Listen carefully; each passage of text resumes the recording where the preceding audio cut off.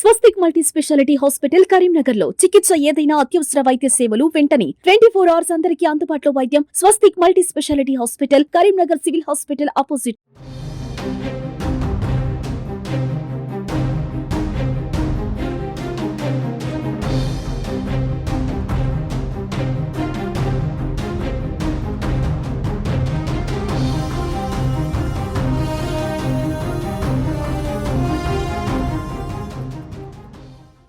నమస్తే, welcome to Suman TV Karimnagar. నేను మీ అనిల్. మనకేమైనా ఆపద వస్తే, ఏదైనా ఆపద వచ్చినా, ఏదైనా కష్టం వచ్చినా, దేవుడా నన్ను రక్షించు, దేవుడా నన్ను కాపాడంటూ మనం దేవుని వేడుకుంటూ ఉంటాం. అలా మా భగవంతుడు మనల్ని కాపాడుతాడు, మనం రక్షిస్తాడని చెప్పేసి మనం భావించి ఆ దేవులను మనం రిక్వెస్ట్ చేస్తుంటాం. అలాంటి దేవుడి విగ్రహాలని ఎత్తుకెళ్ళిన ఘటన కరీంనగర్లో చోటు చేసుకుంది. నగరంలోని కొద్దిరాంపూర్ రోడ్ నెంబర్ 6 వీధికి ఆనుకున్నటువంటి ఆంజనేయ స్వామి ఆలయంలో ఉదయం ప్రాంతంలో ఉత్సవ విగ్రహాలు, ఆంజనేయ స్వామి విగ్రహం, అదేవిధంగా రాముల వారి విగ్రహం, అదేవిధంగా సీతమ్మ వారి విగ్రహం, అదేవిధంగా లక్ష్మణుడి, ఈ 4 పంచలోహ విగ్రహాలను చోరీ చేసినట్టుగా తెలుస్తుంది. ప్రస్తుతం నేను ఆలయం ముందే ఉన్నాను. ఇదే ఆ ఆలయం. ఈ చోరీ ఏదో గ్రామీణ ప్రాంతంలోనో లేదంటే నగరంలోని ఏదో ఒక మారుమూల ప్రాంతంలో జరిగిందంటే అది వేరు. కరీంనగర్ నుండి హైదరాబాద్ వెళ్లే రూట్ లో మెయిన్ రోడ్డు పైన ఆనుకొని ఉంటుంది ఈ ఆలయం.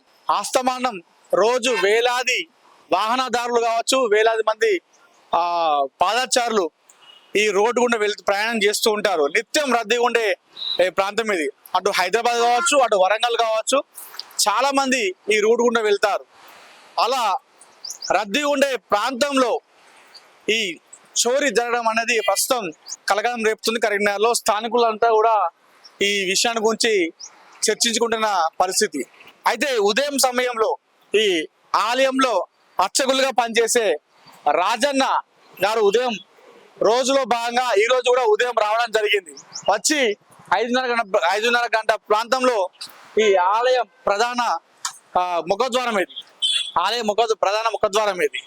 ఈ ముఖద్వారం ఓపెన్ చేద్దామనే సమయంలో పూజకి వెళ్ళి రోజులాగానే పూజ చేసుకొని వెళ్దామనే సమయంలో కింద తాళం చూడగానే ప్రధాన ముఖద్వారం తాళం పగలగొట్టుకుంది.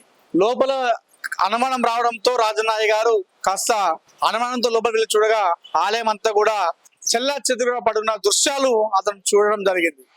ఒక్కసారిగా ఆలయం లోపలికి వెళ్ళగానే పంచలోహ విగ్రహాలను, ఆంజనేయ స్వామి, అదేవిధంగా రాముల వారు, సీతమ్మ వారు, లక్ష్మణుని పంచలోహ విగ్రహాలు కనిపించపోయేసరికి రాజన్న అయ్య గారు ఒక్కసారిగా షాక్ గురికావడం జరిగింది.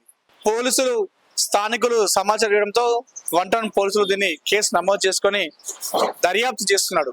అయితే ఇటీవల కాలంలో హిందూ దేవాలయాల పైన, హిందూ గుళ్ళ పైన చాలా దాడులు జరిగాయి. దేశవ్యాప్తంగా కూడా చూసాం మనం. ఇలాంటి సందర్భంలో ఇందులో జరిగినటువంటి ఈ చోరీ ఘటన కూడా ఒక దొంగతనంలా, చోరీ విషయంలో కాకుండా ఇది కూడా అలాంటి కోవాలోకే వస్తుందన్నట్టుగా చాలా మంది అనుకుంటున్నారు. ఎందుకంటే దేవుడైతే ఎక్కడైతే ఉంటాడో దానికి ఎగ్జాక్ట్లీ వెనకాల ఉన్న ప్రాంతంలో కాస్త అనుమానాలకు దారితీస్తుంది. ఇది దొంగతనం మాత్రమే కాదు, ఇది ఇందులో కావాలని చేశారన్నట్టుగా అటు అర్చకులు, అదేవిధంగా స్థానికులు చెప్తున్నటువంటి పరిస్థితి. దీనిపైన ఒకసారి మాట్లాడదాం. ఈ ఆలయ అర్చకులు రాజన్న గారు ఏమంటారో, ఈ ఘటనను వాళ్ళు ఎలా చూస్తారో, ఉదయం రోజు ఎప్పటిలాగా వచ్చి చూడడంతో ఎలా పడుంది, పోలీసులు రావడంతో పోలీసులకు ఎలాంటి సమాచారం అందించారన్న విషయాన్ని మనం అడిగి తెలుసుకునే ప్రయత్నం చేద్దాం. ఒక్కసారిగా ఈ చోరీ జరగడంతో, మెయిన్ రోడ్డు పైన ఈ ఆలయంలో చోరీ జరగడంతో ఒక్కసారిగా స్థానికులు ఉలికి పడ్డారు. రాజనాయ్ గారు మాత్రం ఒక్కసారిగా షాక్కి గురైన సంఘటన ఇది కూడా మనం కాస్త అనుమానించాల్సిన విషయమే. ఒకసారి అడుగుదాం, రాజనాయ్ గారిని అడిగి తెలుసుకునే ప్రయత్నం చేద్దాం.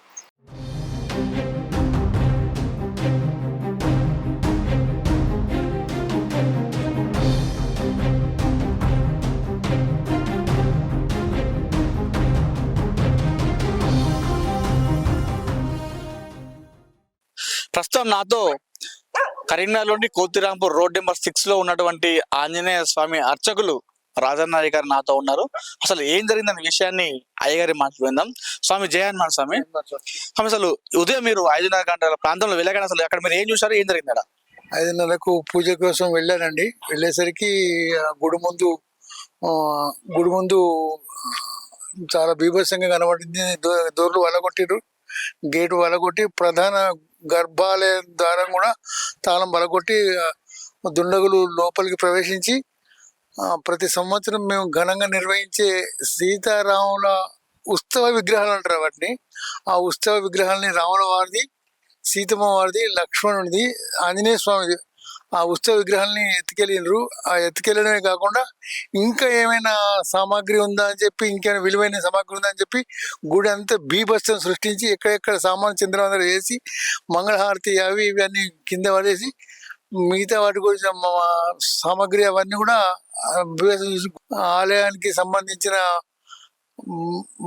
ఆ విధానాన్ని, అది కాకుండా దీన్ని ఈ విధంగా చేయడం చాలా బాధ అనిపించింది కొడుక.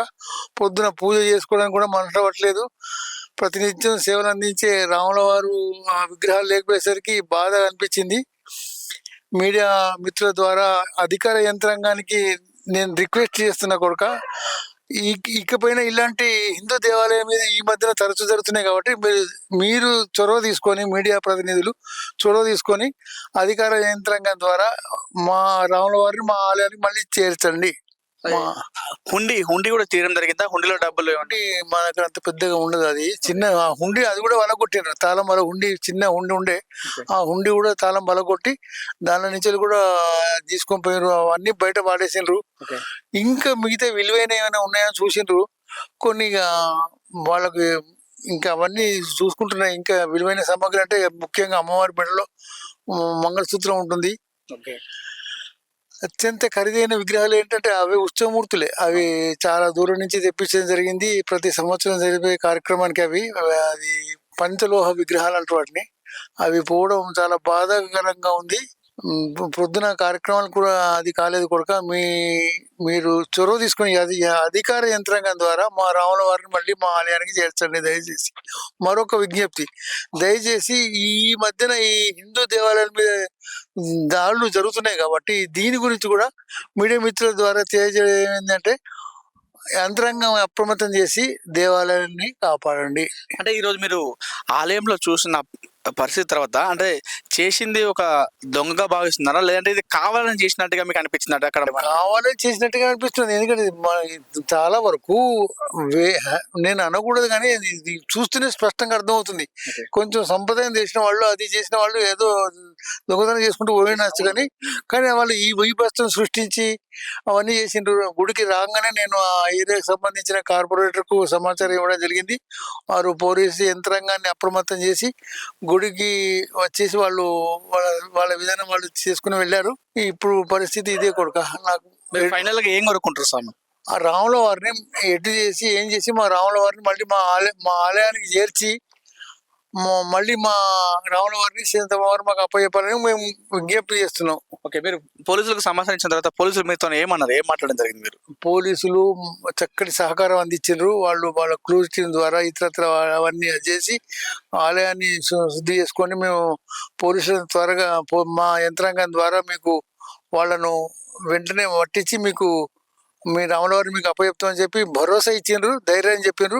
పూజారి గారు మీరు అధైర్యపడకండి, మీరు సేవ చేసుకోని అని చెప్పి వాళ్ళు మంచి సహకారం అందించి వాళ్ళు వెళ్ళారు. సీసీటీవీ ఫుటేజ్ ఏమైనా చూసారా మీరు? ఏమన్నా అందులో సీసీటీవీ కెమెరాలు మాకు లేవు. పోలీసు యంత్రాంగం వాటిని పరిశీలిస్తున్నారు. పోలీసు యంత్రాంగం దాని మీద దృష్టి కేంద్రీకరించారు. ఆరు పెద్ద అధికారి వచ్చి దాని గురించి పూర్తి వివరాలు ఇస్తున్నారు. అయ్యగారు మీరు బాధపడకండి, రాముల వారిని మీకు తప్పకుండా అప్పచెప్పే బాధ్యత నాదని చెప్పి భరోసా ఇచ్చారు. మిత్రులు మీడియా ద్వారా కూడా నేను తెలియజేయడం ఏంటంటే మీరు కూడా మీ ఈ జిల్లా అధికార యంత్రాంగం, రాజకీయ నాయకులు, విద్యుత్ వాళ్ళందరితో చేసి మా స్వాముల వారిని మాకు అప్పచెప్పండి దయచేసి. ఓకే, ఇది మొత్తానికి ఆలయ అర్చకులు రాజన్న గారు చెప్తుంది ఒకటే. ఇటీవల సంఘటనలు చూసుకుంటే హిందూ దేవాలయాల టార్గెట్ గా జరుగుతున్నటువంటి సందర్భంలో ఈరోజు కరీంనగర్లో జరిగిన సంఘటన కూడా అదే విధంగా ఉంది. ఇదైతే ఎవరైతే పంచలోహ విగ్రహాలు దొంగతనం చేసిన వ్యక్తి అయితే అతను ఒక దొంగగా నాకైతే అనిపించట్లేదు.